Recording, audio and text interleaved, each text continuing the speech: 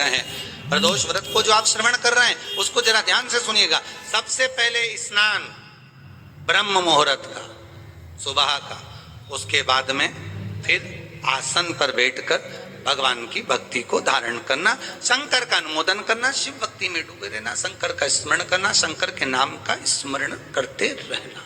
ये प्रदोष का मूल तत्व। महाराज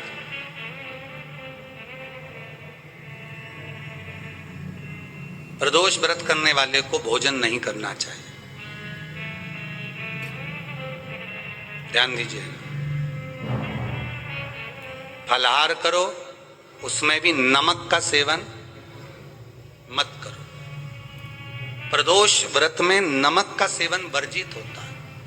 कारण क्या कारण होता है? उसका एक कारण माना गया है नमक की वर्जितता। जिस समय पर एक नगर में एक ब्राह्मणी रहती थी, बहुत भाव से सुनिएगा, प्रदोष व्रत नमक को त्यागने का भाव। प्रदोष व्रत की किताब में भी मिल जाएगा आपको, आप पढ़ेंगे तो सुना होगा आपने। एक ब्राह्मणी रहती थी एक नगर में, उसका पति नहीं था। छोटा सा बालक एक साथ में रहता, छोटा सा बालक। अब ब्राह्मण के घर की धर्म पत्नी है,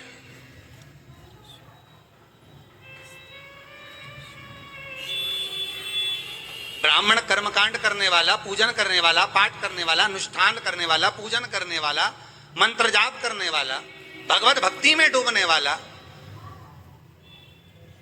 ब्राह्मण तो चले गया, ब्राह्मणी बच्चे के साथ रह रही। क्या करे वो? अकेली निवास कर रही,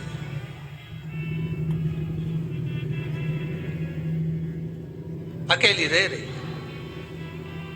और ब्राह्मणी बच्चे के साथ भ्रमण करती रहती, घूमती।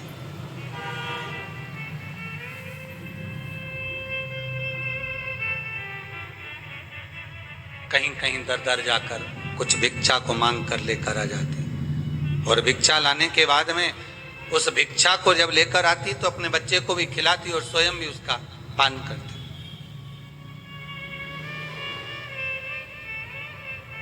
एक दिन ब्राह्मणी भ्रमण करते करते प्रदोष काल के समय पर शिव मंदिर में प्रवेश करी। प्रदोष काल के समय और शंकर मंदिर में जब प्रवेश करा, प्रदोष काल किसको कहते हैं? सूर्य अस्त हो रहा हो, रात्रि प्रवेश कर रही हो, दोनों का जब मिलन हो रहा हो वो प्रदोष काल कहलाता। दोनों का जब मिलन, सूर्यास्त हो रहा हो, रात्रि अपना चरण बढ़ाने के लिए आगे बढ़ रही हो, और दोनों का जब मिलन हो रहा है वो प्रदोष काल है, वो प्रदोष का समय है।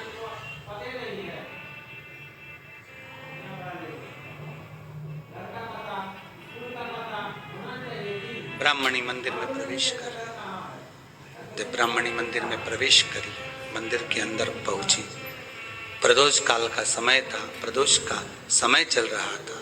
और प्रदोष काल के उस समय में, प्रदोष काल के उस समय में जब ब्राह्मणी ने देखा कि कोई भगवान की भक्ति में लगा हुआ है, भगवान के रस तत्व में डूबा हुआ है, आज ब्राह्मणी के पास में कुछ पदार्थ नहीं है, अपने बच्चे का पेट भरने के लिए कोई सामग्री नहीं है, और कुछ आस लेके वो प्रवेश करी है, कुछ आस लेकर वो अंदर प्रवेश कर जाती।